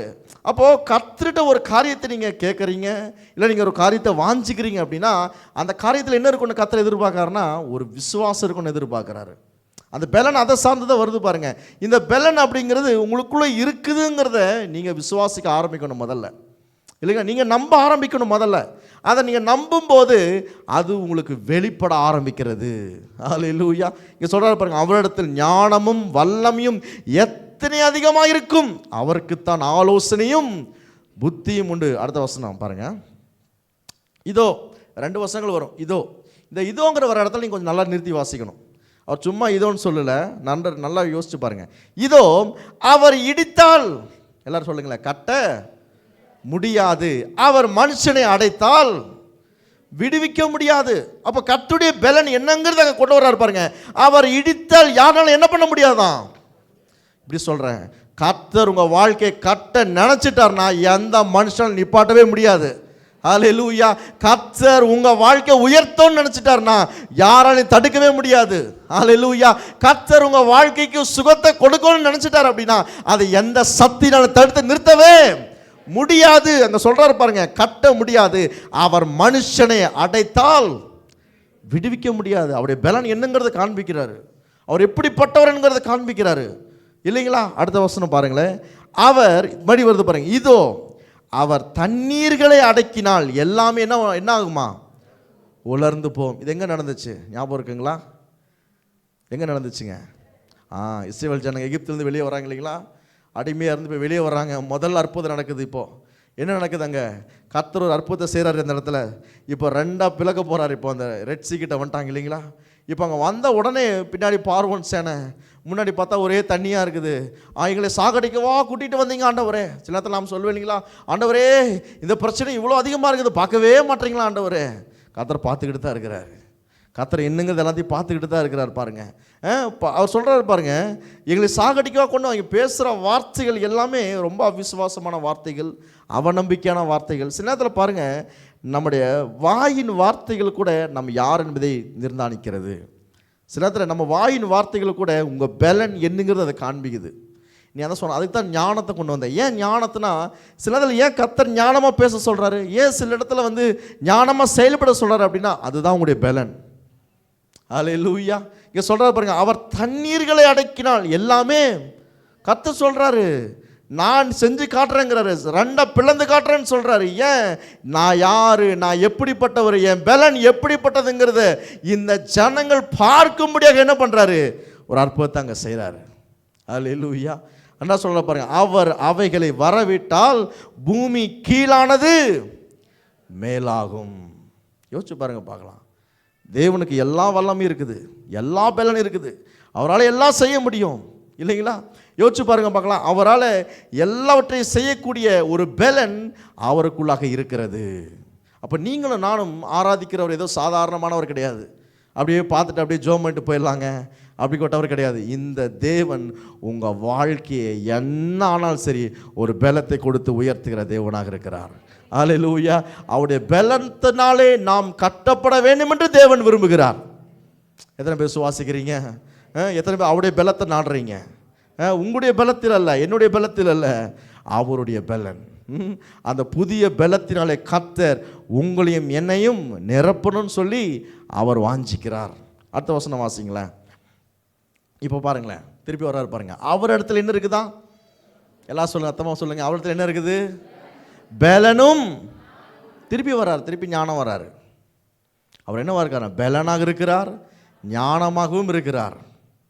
பலத்தை கொடுக்கிறவர் மாத்திரம் கிடையாது, அந்த பலத்தை எப்படி பயன்படுத்தணும்னு சொல்லி காண்பிக்கிறார். எத்தனை பேர் விசுவாசிக்கிறீங்க? அவரிடத்தில் பலனும் ஞானம் உண்டு, மோசம் போகிறவனும் மோசம் போக்கிறவனும் அவர் கையில் கீழிருக்கிறார்கள். நீ நினைக்கலாம், ஐயோ ரொம்ப நாள் அவன் ஏதோ பண்ணிகிட்டே இருக்கிறான், எனக்கு விரோதம் பண்ணிகிட்டே இருக்கிறான். இல்லை இல்லை, நீங்கள் அமைதியாக இருங்க கொஞ்ச நாள். கர்த்தர் உங்களுக்கு பின்பாக இருந்து எல்லா காரியத்தையும் அவர் செய்கிறாரு. ஏமேன். உங்கள் பேக்ரவுண்ட்லேருந்து அவர் உங்களுக்கு உதவி செய்கிறாரு.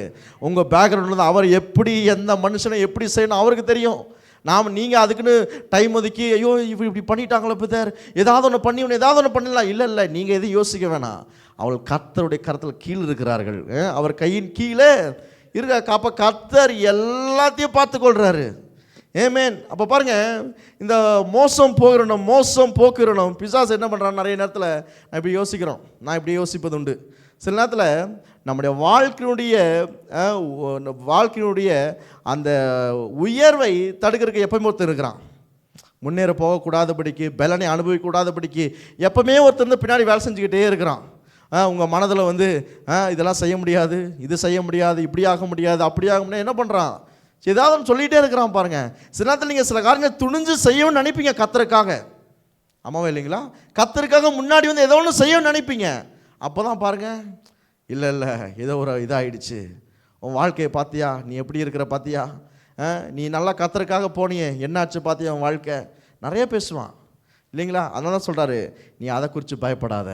என்ன ஆகாத? நீ அதை குறித்து பயப்படாத. ஏன்?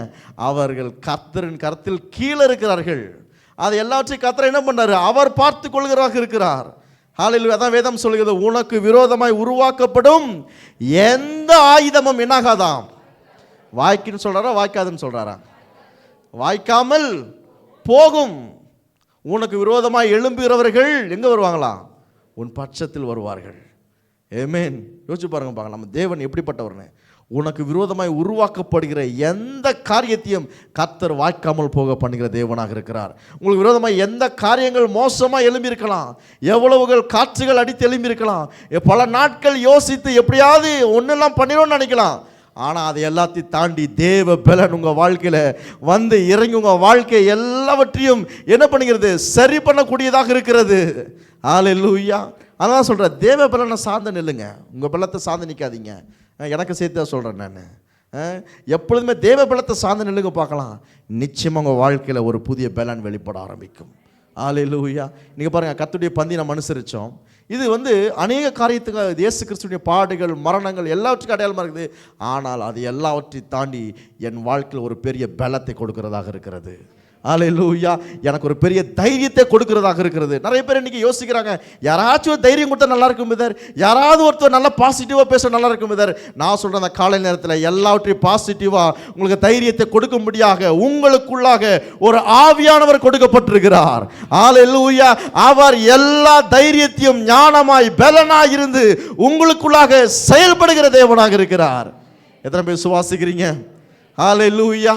அதனால தான் எப்பவுமே அவரை சார்ந்து நில்லுங்களேன், உங்களை சார்ந்து கிடையாது. அவரை சார்ந்து நில்லுங்க. மோசம் போகிற எப்பேற்பட்ட ஆள் வந்தாலும் பரவாயில்ல, கர்த்தர் எல்லாவற்றிலிருந்து உங்களுக்கு ஒரு பெரிய வழியை உண்டாக்குவார். ஹல்லேலூயா. வழியே இல்லை பிரதர், எல்லா பக்கமும் அடைச்சிட்டாங்க பிரதர், பரவாயில்ல, கர்த்தர் உங்களுக்காக புதிய வழியை உண்டாக்குறாரு. அல்லேலூயா. புதிய வழியை கர்த்தர் உங்களுக்காக உருவாக்கி காட்டுறாரு. புதிய காரியங்களை கர்த்தர் உங்களுக்காக செய்து முடித்து காட்டுறாரு. ஏன்? அவர் உங்கள் பலனாக இருக்கிறார். ஆமென். அவர் உங்கள் பலனாக இருக்கிறார். ஆமென். எத்தனை பேர் சுவாசிக்கிறீங்க? எத்தனை பேர் நம்புறீங்க? பாருங்க, வேதத்திலிருந்து ஒரு உதாரணத்தை காட்ட விரும்புகிறேன். எப்படி ஒரு மனிதனுடைய வாழ்க்கையில் ஒரு பலனை கர்த்தர் கொடுக்கும்போது அந்த மனிதனுடைய வாழ்க்கை எப்படி ஆகுதுன்னு காட்டலாம். பாருங்கள், நியாயாதிபதிகள் புஸ்தகத்துக்கு வாங்களேன். 6வது அதிகாரம். நியாயாதிபதிகள் 6வது அதிகாரம். பாருங்கள், இப்போது இஸ்ரவேல் ஜனங்க மோசே அவங்கள கூட்டிகிட்டு வராரு. அடுத்து யோசுவா வராரு. இப்போ இவங்க காலங்கள் முடியுது. அடுத்தது நியாயாதிபதிகள் காலங்கள் ஆரம்பிக்குது. நியாயாதிபதிகள் காலங்கள் ஆரம்பிக்குது. இங்கே 5வது நியாயாதிபதியாக யார்? கிதியோன் வராரு. உங்களுக்கு எல்லாம் இவரை பற்றி தெரிய ஆரம்பிக்கும். நான் இவரோட எப்படி அவர் வெற்றியை கொண்டு வந்தார்னா உங்களுக்கு அது எல்லாருக்குமே தெரியும். ஆனால் அதில் போக விரும்பலை. எப்படி கர்த்தர் அந்த பலனை கொடுத்தார் தானே நான் உங்களுக்கு அது காட்ட போகிறேன். பாருங்கள், 6வது அதிகாரம் திருப்பிக் கொள்ளுங்களேன். இவர் ஒரு 5வது நியாயாதிபதியாக இருக்கார். நியாயம் விசாரிக்கிறவராக இருக்கிறாரு. இவர் திருத்தர 40 வருஷம் நியாயம் விசாரித்தார் என்று சொல்லப்படுகிறது. 6வது அதிகாரத்தை திருப்பிக் கொள்ளுங்களேன். இப்போ இந்த 1ஆம் வசனத்தை வாசிக்கிறோம் பாருங்கள். பின்னும் இஸ்ரவேல் புத்திரர் கர்த்தர் பார்வைக்கு பொல்லாப்பானதை செய்தார்கள். அப்பொழுது கர்த்தர் அவர்களை 7 வருஷம் மீதியானின் கையில் ஒப்பு கொடுத்தார். இந்த இஸ்ரவேல் ஜனங்கிட்ட எப்பவுமே ஒரு பிரச்சனை இல்லைங்களா? எப்பவுமே கர்த்தரை விரோதமாக பேசுறது, ஆப்போசிட்டாக செய்கிறது சில காரியங்களை, இப்படியே தான் என்ன பண்ணுவாங்க, சில காரியங்களை செஞ்சுக்கிட்டே இருப்பாங்க. அப்போது ஆனால் கர்த்தர் பாருங்கள், ரொம்ப அன்புள்ள தேவனாக இருக்கிறார். எப்படியாச்சும் என்ன பண்ணணும், கானான் தேசத்தில் கொண்டு போகணும்னு சொல்லி ரொம்ப பிரயாசப்படுறார் ஆண்டவர். ஏன்னா அவர் வாக்குத்தத்தம் பண்ணியிருக்காரு இல்லைங்களா? ஆபிரகாமுக்கு வாக்கு பண்ணிட்டார். நான் என்ன பண்ணுவேன், கானான் தேசத்தை சுதந்திரிப்பேன் அங்கேயே சொல்லிட்டாரு. அது அப்படியே ஒருத்தராக தொடர்ந்து வந்துக்கிட்டே இருக்குது.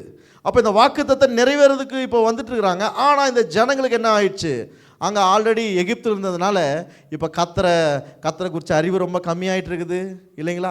தேவன் எப்படிப்பட்டவர்னு தெரில. வெளியே வந்ததுக்கப்புறம் கூட நிறைய பிரச்சனையாகவே பேசுகிறாங்க. இப்போ நான் அதெல்லாம் சொன்னேன் இல்லைங்களா?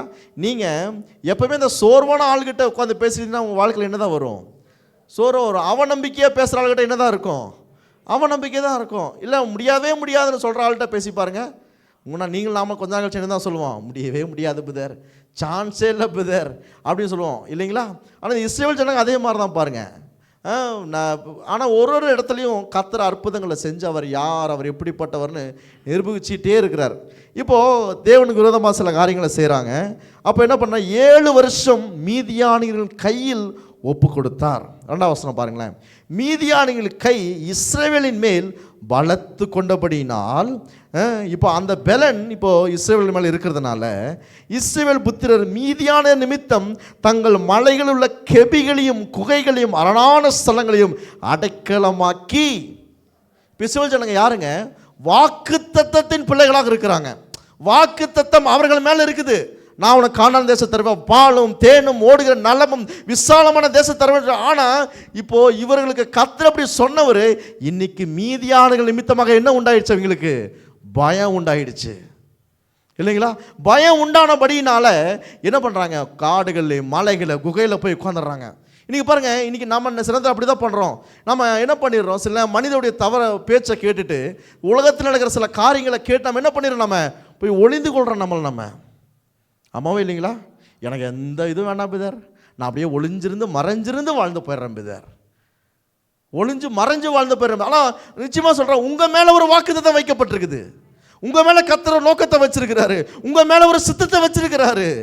நமக்கு என்ன பண்ணுது, அது சில நேரத்தில் நாம் அதை மறந்துடுறோம். இவங்க பாருங்கள், இவங்களுக்கு இந்த காரியம் அவசியம் இல்லை, போய் ஒளியொன்று அவசியம் கிடையாது. ஆனால் இவர்கள் செஞ்ச தவறான காரியங்கள்லாம் என்ன பண்ணிடுறாங்க, மறைஞ்சு வாழ்கிறாங்க இந்த மீதியான நிமித்தமாக. 3ஆம் வசனம் சொல்லுது பாருங்க. இஸ்ரவேலர் விதை விதைத்திருக்கும் போது மீதியானிரும் அமிலேக்கியரும் கிழக்கத்தி புத்திரரும் அவர்களுக்கு விரோதமாய் எழும்பி வந்து 4 அவர்களுக்கு எதிரே பாளையம் இறங்கி காசாவின் எல்லை மட்டும் நிலத்தின் விளைச்சலை கொடுத்து இஸ்ரவேலிலே ஆகாரத்தியாகிலும் ஆடு மாடுகள் கழுதியாகிலும் வைக்காதே போவார்கள். ரொம்ப கஷ்டமான ஒரு காரியம். எல்லாத்தையும் எடுத்துக்கிறாங்க. இவங்களை என்ன செஞ்சாலும் விடுறது கிடையாது. இப்போ இவங்களோட இன்னொருத்தர் சேர்ந்துட்டாங்க, அமிலேக்கியர் சேர்ந்துட்டாங்க, கிழக்கத்தி புத்தர் எல்லாம் சேர்ந்துட்டாங்க, ஒன்றா சேர்ந்துட்டாங்க, எல்லாரும் விரோதமாக எழும்பியிருக்கிறாங்க. ஆனால் இவர்கள் யார்? இஸ்ரவேல் ஜனங்க, வாக்குத்தத்தத்தின் பிள்ளைகள். கர்த்தர் இவர்களுக்கு வாக்குத்தத்தத்தை வச்சிருக்கிறாரு. வாக்கு பண்ணி நிறைவேற்ற வல்லவராக இருக்காருன்னு அவர் கூட இருக்கிறாரு. அநேக அற்புதத்தை பார்த்தாங்க. செங்கல் 2 பிளந்தது பார்த்துருக்குறாங்க இல்லைங்களா? தேவன் மன்னாவை கொடுத்துருக்கிறாரு, தண்ணீரை கொடுத்துருக்கிறாரு. அப்பேற்பட்ட தேவன், அந்த தேவனை இப்போ என்ன பண்ணுறாங்க? மறந்து என்ன பண்ணுறாங்க? இன்றைக்கி இந்த மனிதர்களுக்காக மறைந்து ஒளிந்து வாழ்கிற ஒரு நாட்களில் போயிட்டு இருக்கிறாங்க. இன்றைக்கி இந்த காலவேளை சொல்கிறேன், உங்கள் வாழ்க்கையில் ஒருவேளை சில மனிதர்களால் நொறுக்கப்பட்டிருக்கலாம், சில காரியங்கள்னாலே நீங்கள் தள்ளப்பட்டிருக்கலாம், சில காரியங்கள் உங்களுக்கு விரோதமாக எழும்பி ஒரு பெரிய புயலை போல காற்று மாதிரி உங்களுக்கு விரோதமாக மாறி இருக்கலாம். நான் ஆண்டவரை ஏற்றுக்கொண்டு தானே பிதர், இவ்வளோ வருஷமாக இருக்கிறேனே பிதர், இப்படி தானே இருக்கிறேன் பிதர். ஆனால் ஏன் என் வாழ்க்கை நீங்கள் நிறைய கேள்வி கேட்கலாம். நிறைய பேர் ஒரு வேளை ஆண்டவர் பார்த்து நிறைய நீங்கள் கேள்வி கேட்டுட்ருக்கலாம். ஆனால் அதுக்கான பதில் கர்த்தரையும் கொண்டு வர்றாரு பாருங்கள். கிதியோன்ட்டு கர்த்தரை எழுப்புறாரு ஒரு பதிலை. என்ன பதில் பாருங்கள், அற்புதமாக இருக்குது பாருங்கள். எல்லாத்தையும் எடுத்துகிட்டு போயிட்டாங்க. இப்போ எல்லாரும் சேர்ந்து ஆண்டவரை நோக்கி முறையிடுறாங்க. ஆண்டவரே, ஏன் எங்களுக்கு இது நேரிடுது? ஏன் இது சம்பவிக்குது? ஏன் நாங்கள் இப்படி ஆகணும்? ஏன் எங்கள் வாழ்க்கை இப்படி இருக்குது அப்படின்னு நோக்கி பார்க்குறாங்க. இப்போது 8ஆம் வசனம் வாசிக்கலாம் பாருங்களேன். 8க்கு வந்துருங்களேன். கர்த்தர் ஒரு தீர்க்கதரிசியை அவரிடத்தில் அனுப்பினார். அவன் அவர்களை நோக்கி, இஸ்ரவேலின் தேவனாகிய கர்த்தர் உரைக்கிறது என்னவென்றால், நான் உங்களை எகிப்திலிருந்து வரவும் அடிமைத்தன வீட்டிலிருந்து புறப்படவும் செய்து எகிப்தியரின் கையினின்றும் உங்களை ஒடுக்கின யாவுடைய கையினின்றும் உங்களை ரட்சித்து அவர்கள் முன்பாக துரத்தி அவர்கள் தேசத்தை உங்களுக்கு கொடுத்து.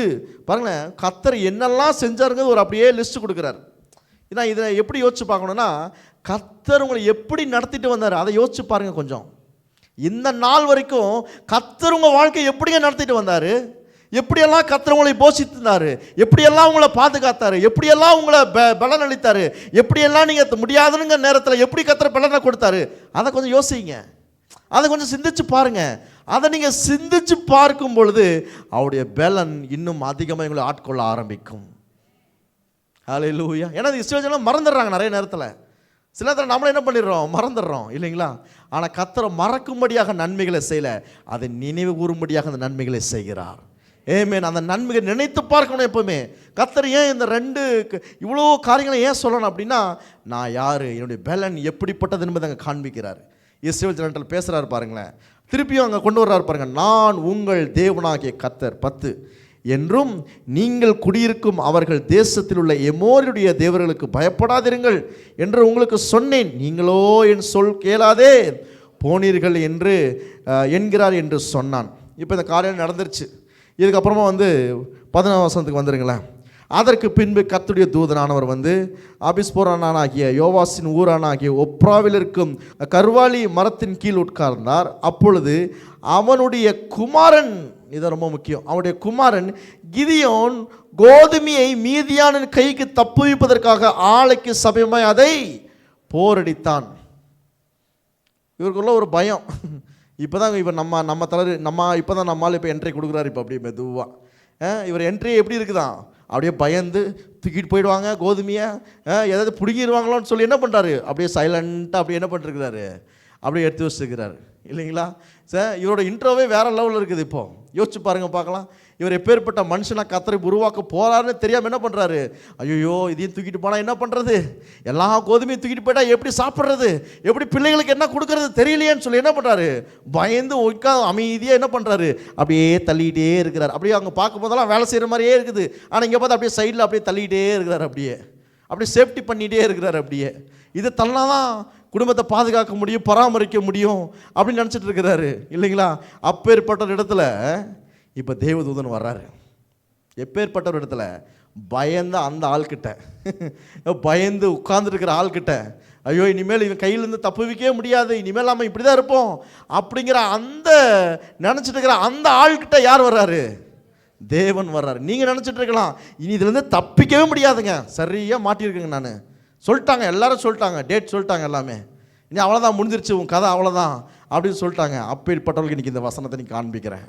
ஒருவேளை நிறைய பேர் உங்களை பார்த்து அப்படி சொல்லியிருக்கலாம். இன்றைக்கி இந்த வசனம் சொல்லுது பாருங்களேன். எடுத்த உடனே அவர் சொல்கிற முதல் வார்த்தை பாருங்கள், கர்த்தருடைய தூதனானவர். எல்லாரும் எடுத்துக்கொள்ளுங்க அந்த வசனத்தை. 12 கர்த்தருடைய தூதனானவர் அவனுக்கு தரிசனமாகிய முதல் வார்த்தை என்னங்களா?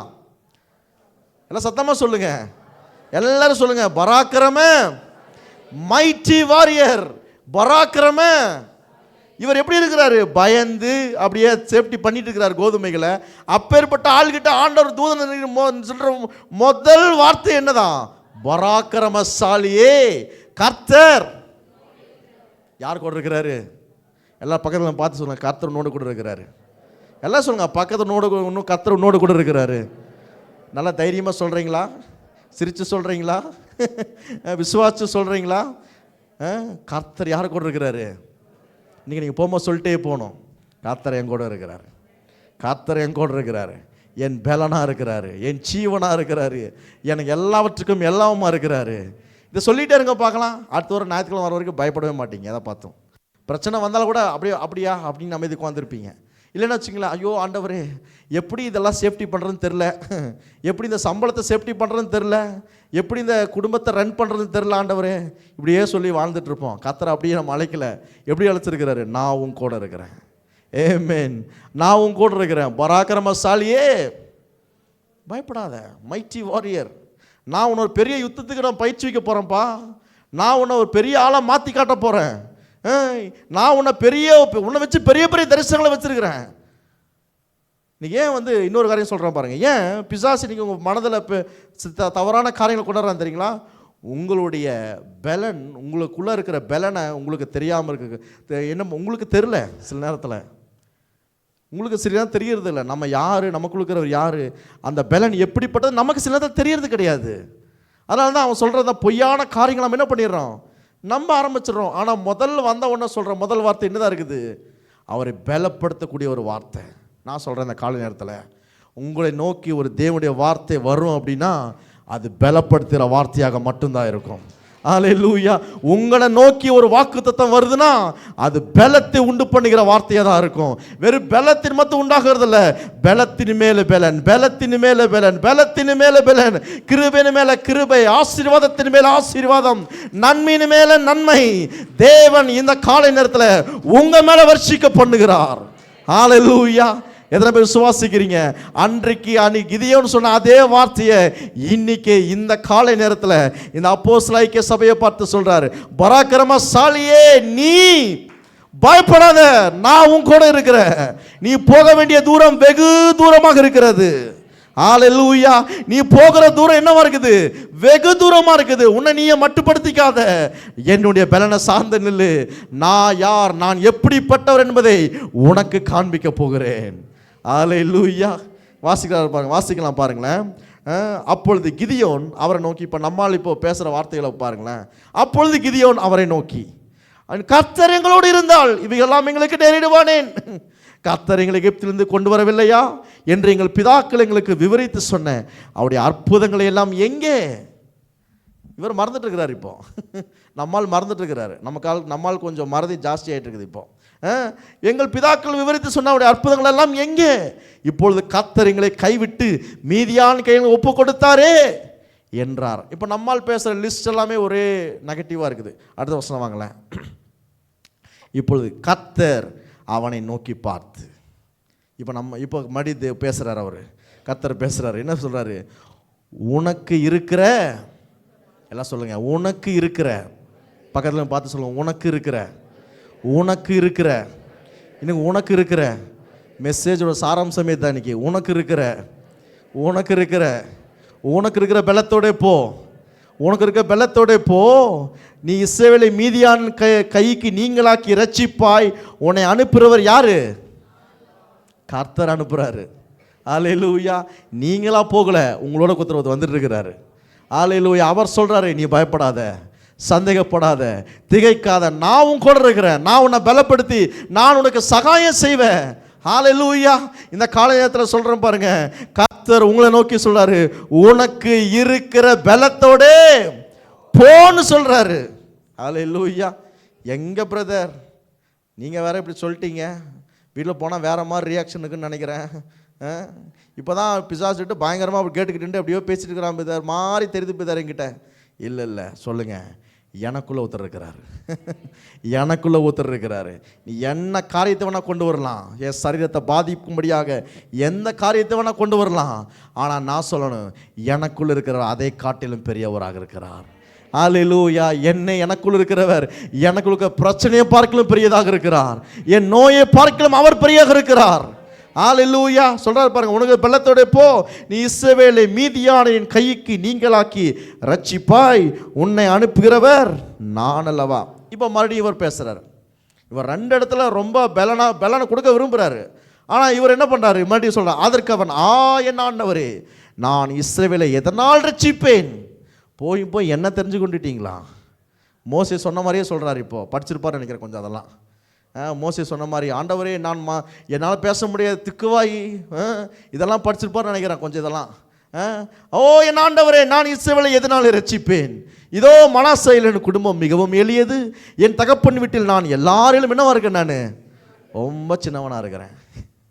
இவர் பெரிய ஆள் தான், ஆனால் இவர் என்ன சொல்கிறாரு, நான் ரொம்ப சின்னவங்க, அடி எனக்கு என்ன வச்செல்லாம் ஒன்றும் பண்ண முடியாதுங்க, எனக்கு என்ன ட்ரை பண்ணாலும் இப்படி தாங்க இருப்பேன் நான். நீ என்ன சொல்லுங்கள், நான் சேரில் இப்படியே தாங்க இருப்பேன் நான். நீ என்ன சொன்னாலும் நகரெல்லாம் மாட்டேங்க நான்.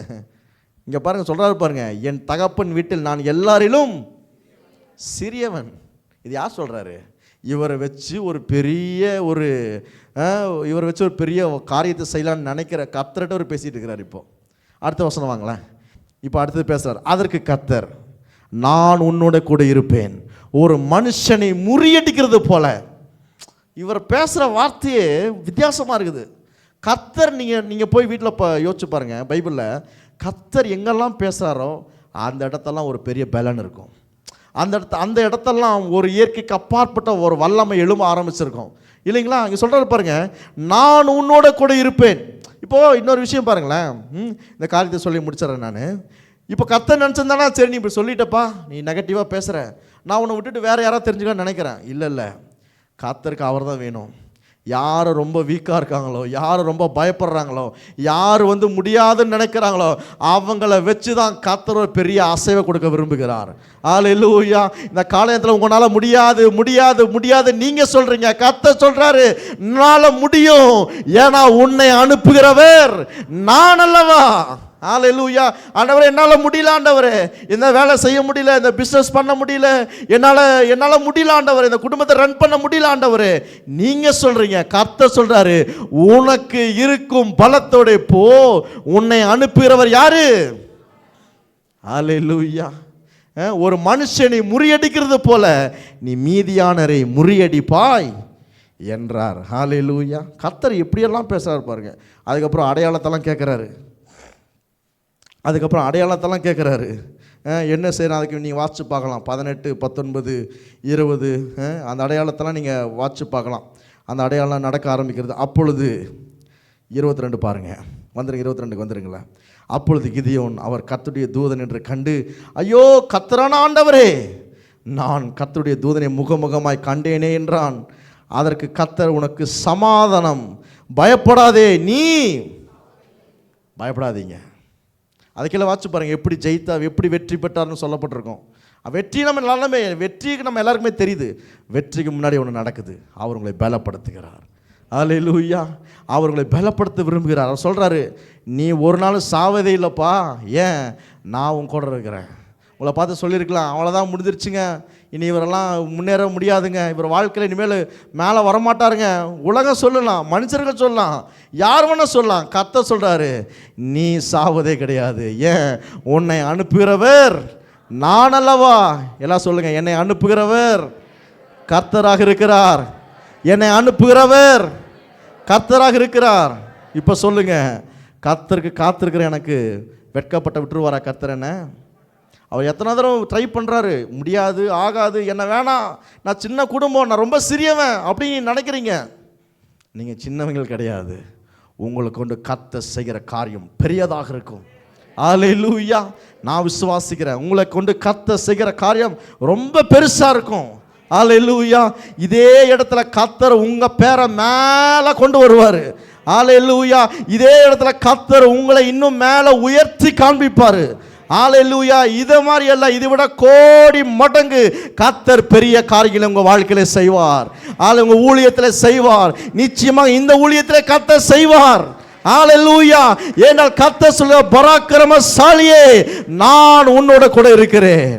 ஹல்லேலூயா. எதை நினைச்சு பயப்படாதீங்க. ஏன்னா புது பலன் அடைந்து நீங்கள் உயர எழும்ப போகிறீங்க. ஹல்லேலூயா. இங்கே இருக்க எல்லாருக்கும் சொல்கிறேன், இந்த சபையார் எல்லாருக்கும் சொல்கிறேன், ஆன்லைனில் பார்க்கறதுக்கு சொல்கிறேன், நீங்கள் புது பலன் அடைவீர்கள், உயர எழும்புவீர்கள். நீங்கள் சோர்ந்து போக மாட்டீர்கள், வெட்கப்பட மாட்டீர்கள். அநேக காரியத்தை சொல்லி உங்களை உட்கார வைக்கலாம். ஆனால் இயேசுவின் நாமத்தில் சொல்ற இந்த காலை நேரத்தில் தீர்க்கதரிசனமா சொல்ற, உங்க வாழ்க்கையில கர்த்தர் பெரிய காரியங்களை செய்வார். பராக்கிரமசாலியே நீ பயப்படாதே. ஹல்லேலூயா. பயப்படாதீங்க, தைரியமா இருங்க. கர்த்தர் பெரிய காரியங்களுக்காக செய்வார். எத்தனை பேர் விசுவாசிக்கிறீங்க? எத்தனை பேருக்கு இந்த சத்தியம் ரொம்ப ஆசீர்வாதமாக இருந்துச்சு? ஒரு நாள் சொல்லுங்க, நான் பராக்கிரமசாலி, நான் பராக்கிரமசாலி, நான் சாவதில்லை, என்னை எந்த மனிதராலும் கீழே தள்ள முடியாது. டாக்டர் சொல்லிட்டாங்க, முடிஞ்சிருச்சுங்க. இல்லை, என்னை மேலே உயர அடித்து இன்னும் மேலே எழுப்பி காட்டுவேன். நான் என்ன யார் எந்த மனுஷனுக்கு கீழே தள்ள நினைக்கிறாங்களோ அந்த மனுஷனுக்கு விரோதமாக இன்னும் மேலே மேலே மேலே மேலே கர்த்தரை உயர கொண்டு போய் ஹல்லேலூயா உன்னத ஸ்தானத்திலே கர்த்தர் என்னை உட்கார வைப்பார்.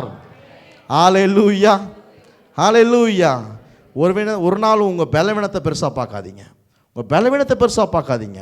வேதம் சொல்லுது, பலவீனத்தில் என்னுடைய பலன், அவருடைய பலன் உங்கள் வாழ்க்கையில் பூரணமாக இருக்கும். ஹல்லேலூயா.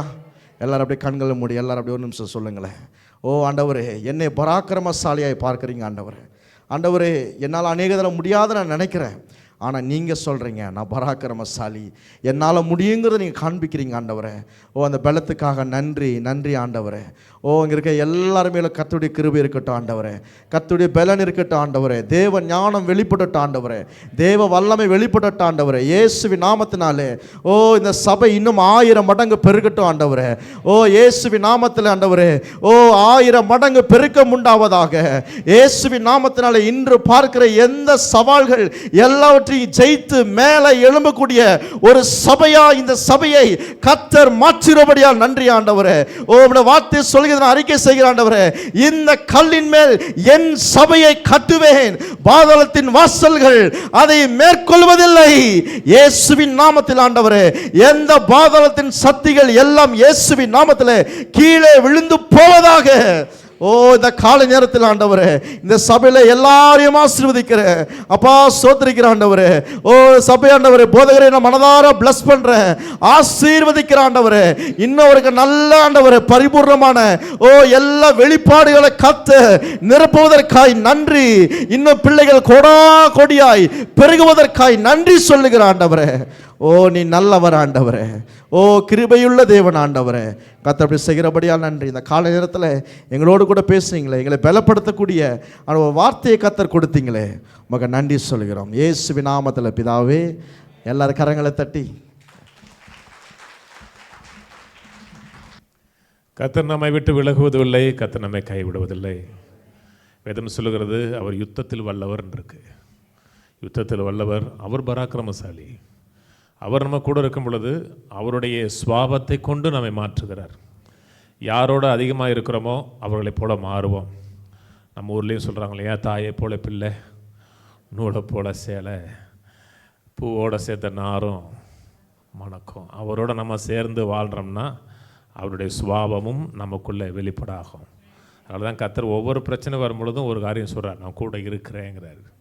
கூட இருக்கிறது மட்டுமல்ல, உதவி செய்கிறார்.